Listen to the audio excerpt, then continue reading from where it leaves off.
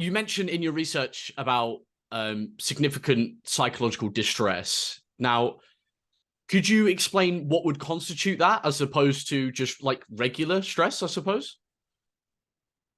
That's actually a really good question because it's harder to pin down than one might think, especially because at some point you have to turn it into a number if you want to do research on it. But Right. Okay. more broadly, you're looking at any kind of distress that would cause impairment to your day-to-day well-being and ability to be a productive member of society, so to speak. Okay. If you're having trouble getting out of bed, if you're having trouble working, if you're having trouble maintaining social relationships, all of those things would be counted as significant psychological distress. Right. Okay. So like when it begins to affect like day to day, like getting out of bed, like work, school. Yes, exactly. Okay. Oh, damn. I just got killed. I think I just saw you a second ago. Oh, I died myself too. Oh no. Some people are going really quickly. Sorry, I'm going on a tangent here. Yeah, so okay, when it begins to, yeah, that's what we found. So we've done some podcasts before, and we kind of explained the difference between sadness and like actual depression, and obviously it's like a lot of things that go into it, but like the duration as well typically seems to be a big difference. Definitely. Yeah, but on to my next question. So in your research, did you find how prevalent it actually was to have internet gaming disorder? Like, is it common?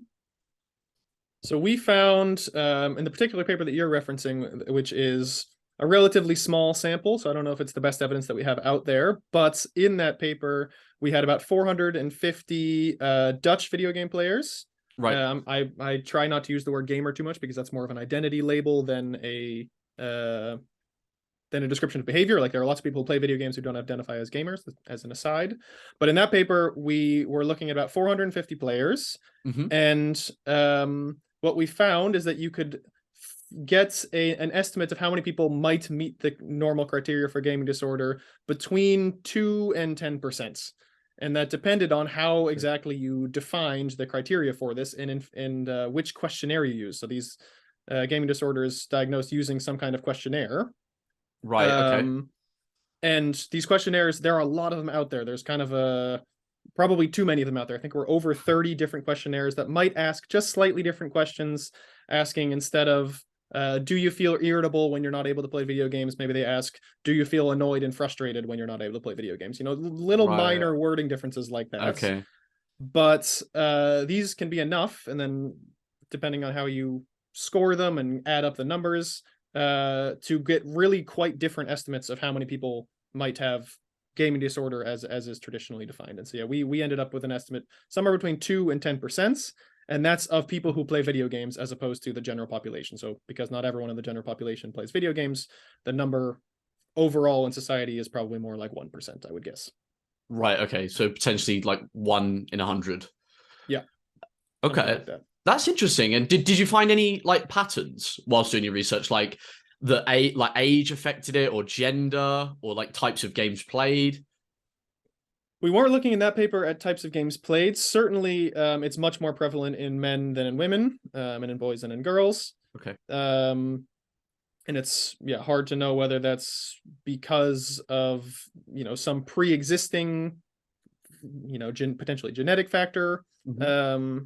That differs between sexes, or because of how boys play games in a way that's different than how girls play games.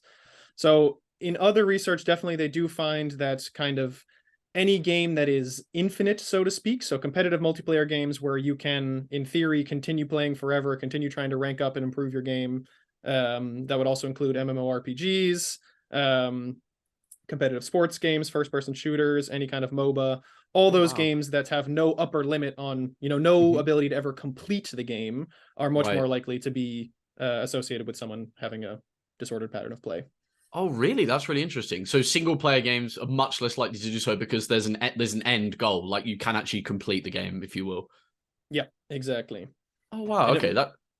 It might well be the case that there are people out there that are playing back-to-back super long single-player games, and as soon as they finish one, they move on to the other one, and they still kind of have that dysregulated pattern. Okay. But that from what little data we have, that's a little bit of a harder thing to study.